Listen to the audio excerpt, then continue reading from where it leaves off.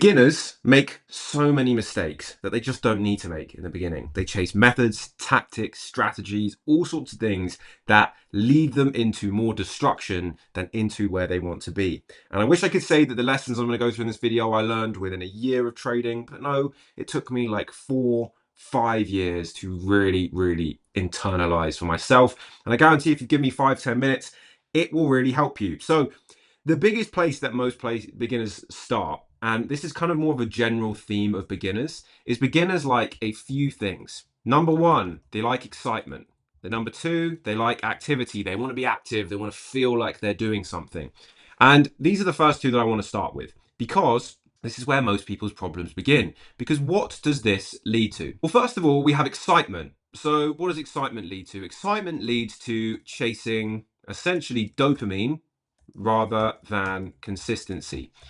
How many times have you been watching your trade, every single movement of the trade, or trying to get involved, or feeling like you need to get involved in another setup? Like, these things are really common, and these are also symptoms of chasing excitement rather than consistency. Another example would be if you are somebody who watches YouTube videos about trading, like this one, the entire time. If 90% of what you consume is trading content, I guarantee that 99% of it is a waste of time. Now, that might can't be funny coming from someone who's watching, who's making a trading video, but what I mean is that most people, you just need a few key concepts, and then the rest comes from being able to iterate and improve. I'll give you an example. If we take somebody, let's just take James over here, and James wants to become a footballer. He wants to be the best footballer in the world. He wants to be the next Lionel Messi or Cristiano Ronaldo, whatever, right? And so what he decides to do is he decides to obviously play some football. So this is going to be some of his time. And then on the other side of the time, he decides to be watching videos on how he can improve. Now, which one of these is actually easier to do? This one, because it involves basically no movement. He can sit at home, he can sit in bed if he wants to, and he can just look at techniques and videos and tutorials and all these sorts of things. And so if he decides to weigh this one too heavily, let's just say that he takes this to an extreme and spends 90% of his time doing this and only 10% over here, what do you think that's going to do to his chances of actually getting better at football? Obviously, it's going to completely ruin his chances. And yet, in every single discipline in the world, it's the exact same thing. People, beginners in general, especially nowadays where we've got so many technologies that are designed to basically milk dopamine and pleasure chemicals from our brain, we are basically addicted to the things that aren't getting us where we need to be and aren't moving us forward. And so really what separates this person from somebody who gets these metrics the right way round, if we just remove this, so someone who's spending, for example, 99% of their time actually playing football, and then 1% of their time maybe watching on how they can improve, etc. This at first seems really simple, but what is the actual difference? Well, what is happening when you are actually implementing something? By the way, this is only a small part of the problem. It's going to get much worse than this. So the big thing that people are getting is they are interacting with reality. This is very different from watching videos. Watching a video about something is helpful. It's a great start. But if you just watch videos, you're getting an incorrect representation of reality, because reality is much more dynamic and complicated than simple concepts distilled in a simple video. And so when you're interacting with reality, you're basically facing huge complexity, and you are problem solving, and you are iterating. So these are really the tenets, the main principles that are important to improving at anything. Because let's just say that you were trying to do, you're trying to get better at shooting the football in the goal. I'm sorry if you are American watching this, but I'm talking about English football or soccer. But you've got to think about it. You're trying to shoot the ball into the goal a little bit better, more accurately, top right corner, whatever. As you do that more and more, you're going to run into all of the problems that come with that, whether it's a physical problem on your end, your technique, or how the ball is spinning when it's in the air, or the angle that you're doing it at. All of these things that you would just maybe be able to understand contextually in your mind by watching a video, but it's just not the same as actually doing it. It's that you can't teach somebody to ride a bike by just making them watch videos about riding a bike. That would be so stupid. If you have a child, or if you can see yourself having children in the future, imagine if you as a parent were teaching your child to do all of these basic life skills with watching videos. You would be a pretty bad parent in that specific academic field. And yet, when a lot of us go and try to take on something new for the first time, a lot of us are drawn towards the content side. And the problem with the content side is it doesn't do any of these things. Specifically, when you problem solve and you iterate, you are taking the feedback from the actual world and you are adapting your approach until eventually you're so adapted that you're actually really good. And so really what you've got to understand is that the real process of trading isn't trading at all. It's actually how to problem solve. And this is the typical cycle that you need to go through. You basically need to have an input. So let me just write this out. So you need to have an input and an output, and then refinement in the middle. This is literally the whole process. You try something, this is your input. So you try a new technique to hit the ball into the goal, or you try a new stretching routine to get better at yoga, or you try this or that, or whatever it is. Think about any example in the world. You use that input, you go through, and then from that input, you will get an output. Now, from this output, all you really need to be doing is going back and refining the input, and then you will continually go back on this cycle. That's it. That's the whole process. Now, the difficulty is in the nuance of this, because with every single thing you ever try, it's obviously going to look slightly different. The biggest thing that I've always found is the problem when you're going and actually interacting with reality is it's very difficult to do a few things that are essential to problem solving. So in order for this to make sense, let me give you an example of a doctor. Now, the doctors that we all have gone through many, many years of training, but that training is also based on decades, centuries of research and proper processes to understand what works, what doesn't work, and why.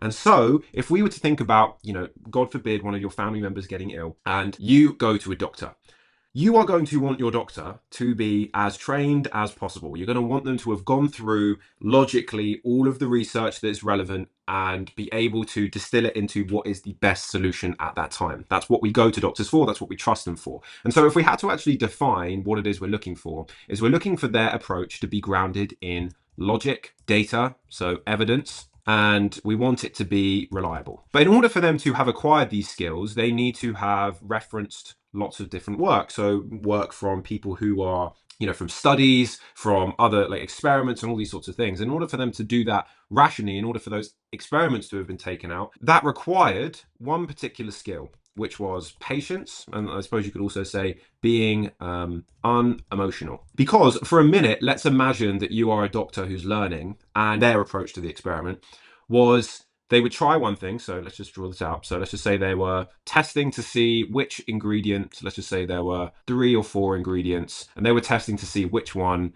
prevented, I don't know, skin hair from regrowing. It's a very terrible example, but hopefully you see the point. That's supposed to be skin with hair on it. Forgive my terrible drawings. And so let's just say they had 4 or 40 or whatever, and their job was to, one at a time, test each one of these ingredients on the skin. An emotional doctor who was desperate to get something to work and get it to work really quickly, what would they do? Well, they would overreact after the first test and they would go, oh, this didn't work. This is a waste of time. I need to rethink. I need to change everything up. I need to go and change everything here. Whereas obviously that's not going to be a very good approach. And so what a good doctor or a good scientist would do is they test one. Let's just say that didn't work. So like, okay, no, that didn't work. That wasn't the right thing. So they try ingredient number 2. They're like, oh, no problem, didn't work. Let's move on to the next thing. So they try ingredient 3, didn't work. And of course, the first one could have worked, but let's just, for argument's sake, say it was not ideal and it didn't work until the 4th go. So the 4th one works. Great. At that point, now they have to go through another layer of difficulty, and this will all relate to trading, just bear with me.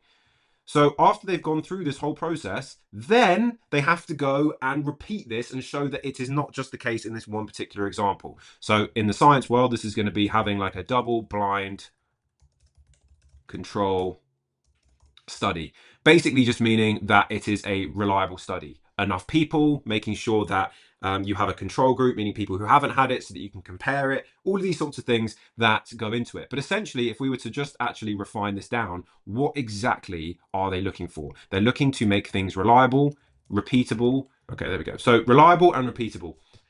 This is key in order for them to make clear decisions and be like, okay, your family member's ill. This is the best thing that's going to work for them. Here's why. If they didn't go through this process, they would basically be just randomly selecting things with confidence and saying that it's like, oh yeah, this is definitely going to work, which obviously isn't what we want. And yet Every single person, when they do anything for themselves, their mind will play tricks on them over and over and over again that will warp this loop.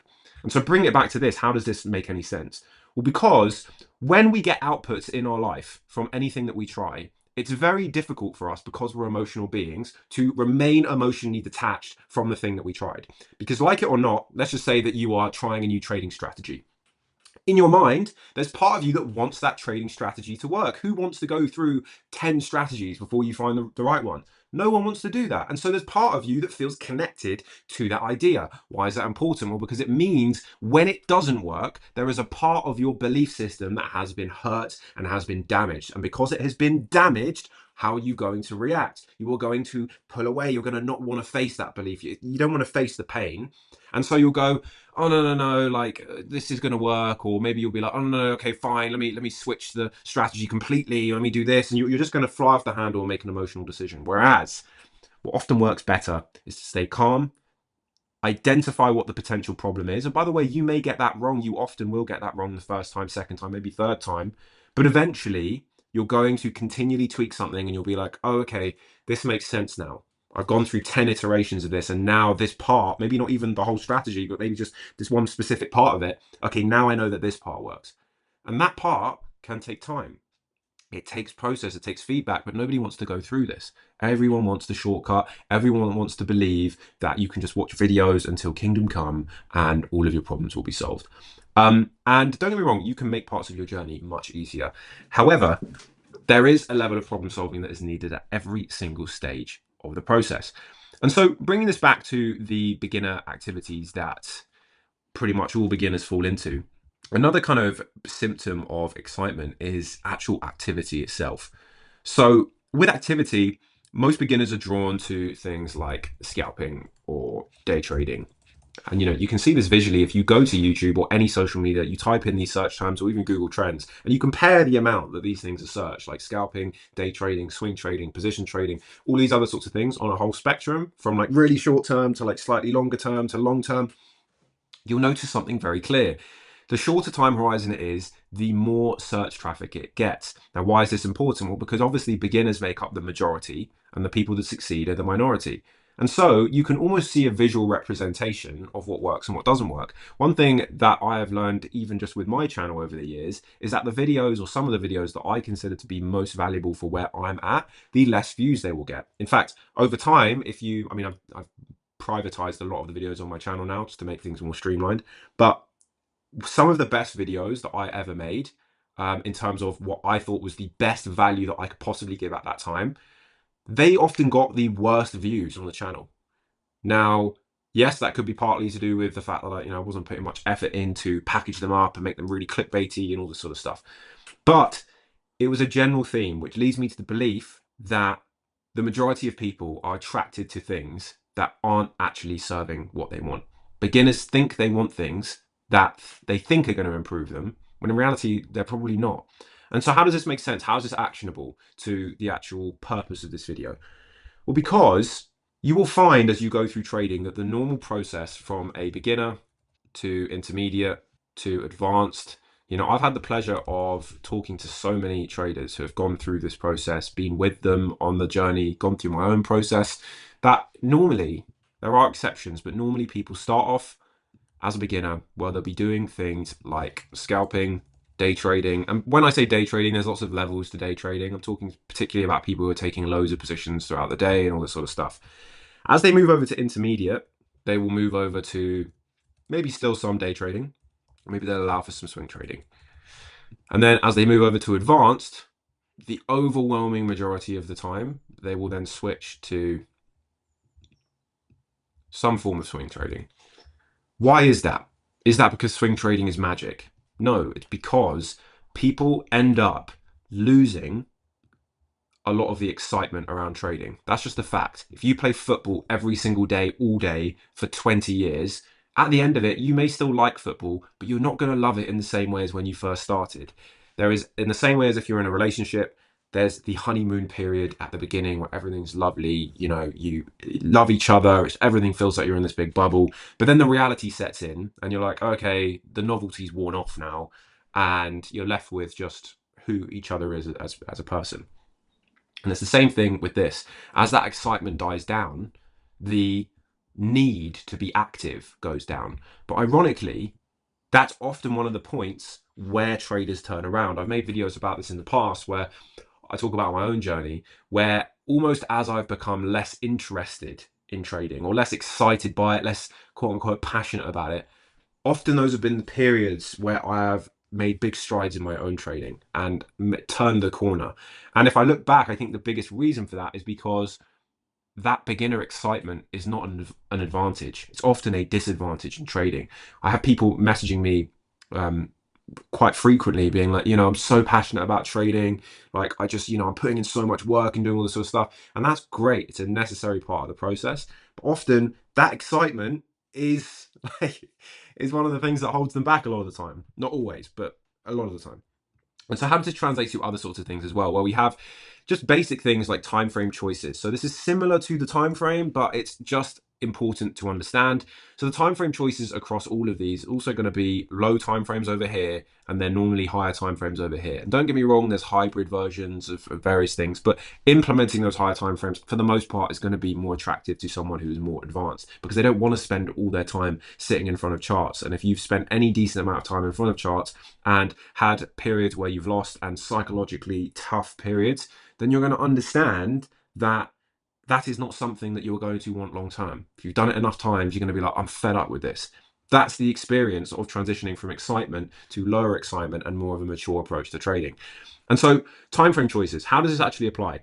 The general principle that is so important to understand is higher time frames hold more weight. What does this mean in terms of actual practicality? It means less noise, it means clearer moves, it means higher conviction, it means clearer reasons why. So if you're somebody who is interested in actually understanding why things are moving the way that they are moving, instead of just looking at a pattern on a chart and, fingers crossed, look at my back test and hope for the best, then you're not going to get that on the lower time frames because the factors that are driving the market aren't driving the market on the 1 minute chart. They're not even driving it on the 15-minute chart. There may be some like calendar events like inflation or, interest rate decisions, FOMC, whatever.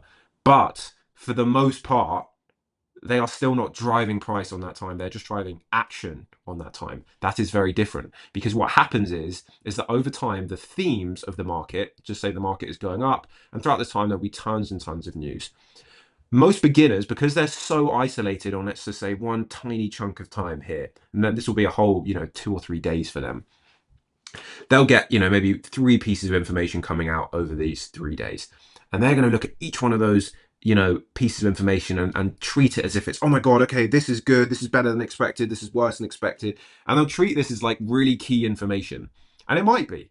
But the problem is that that information on its own is almost meaningless. Because how the hell are you supposed to interpret whether that news means anything if you don't understand the overall story?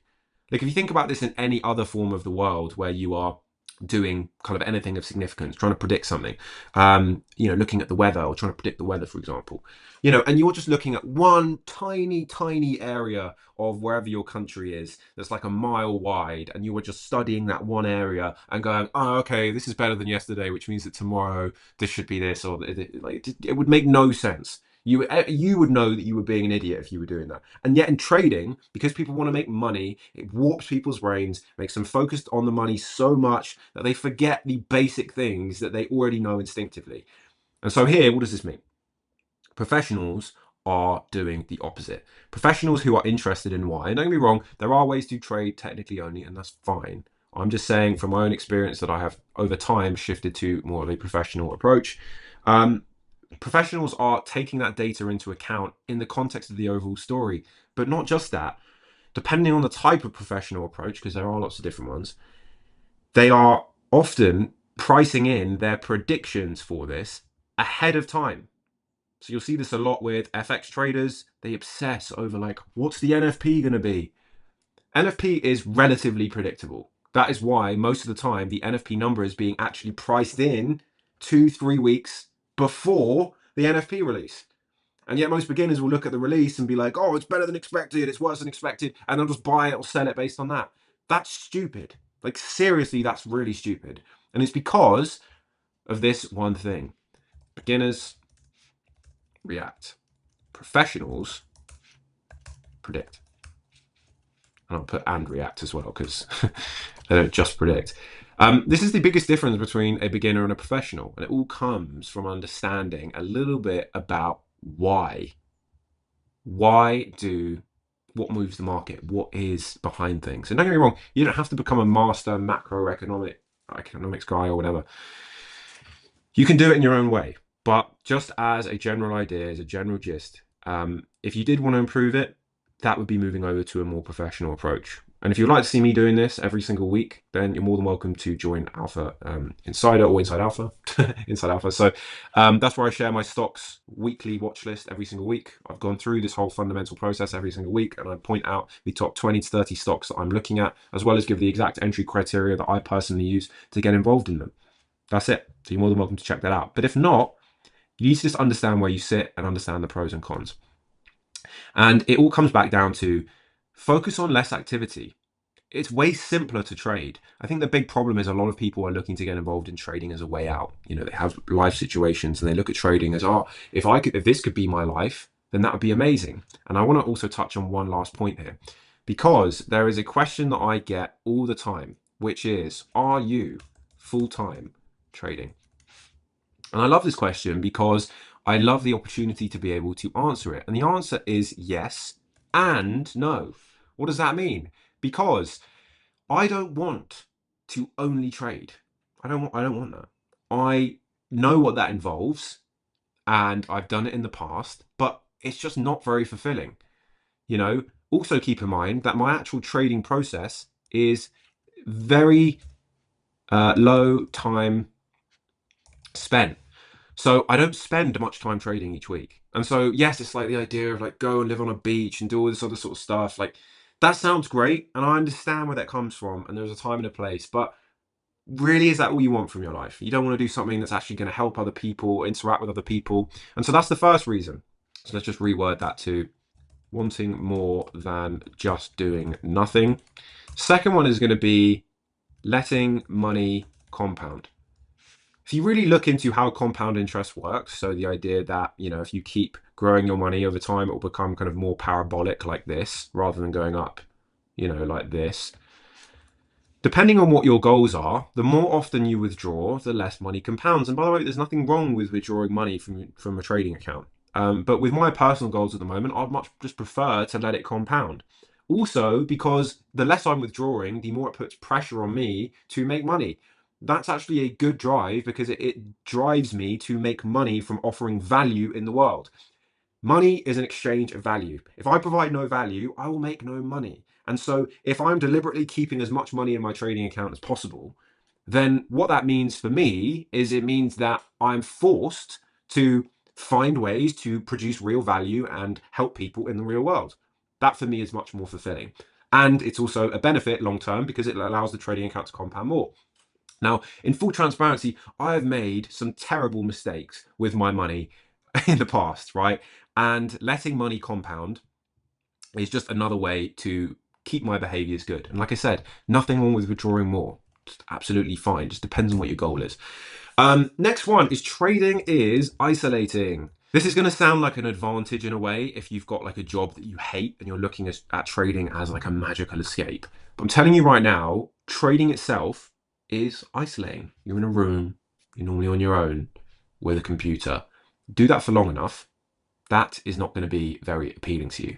You know, I have spent a huge amount of time in the past going through this very isolating thing. And at times I just fantasized about a job to the point where I actually ended up getting a job and doing various other things just to interact with other people more, actually feel like I'm doing something.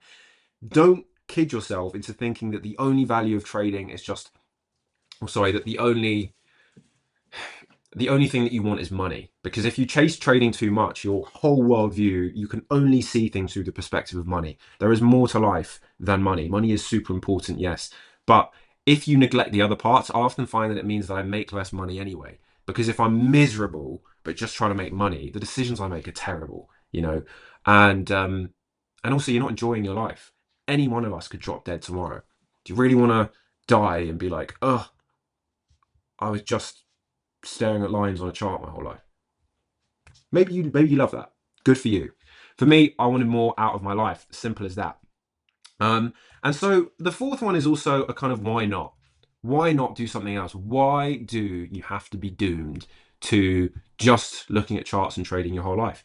I love trading, but it has a place in my life at this point in time.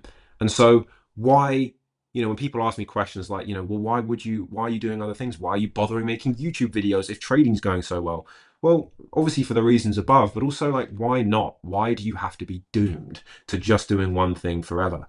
Like, I understand there's a lot of stigma with people, especially like educators online, especially in the trading space, because it's like, well, it's just filled with so many scams and all these sorts of things. I 100% understand that.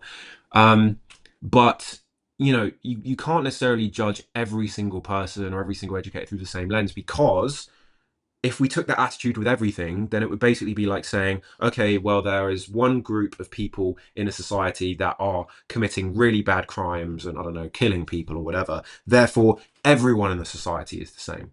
Like, that's obviously like not a very smart way to look at it. And so I like to think of it in the same sort of way. And so how this relates to you, well, whatever stage you're at, I feel like knowing the place of trading in your life and being honest with yourself is really going to help long term, because it helps make better decisions.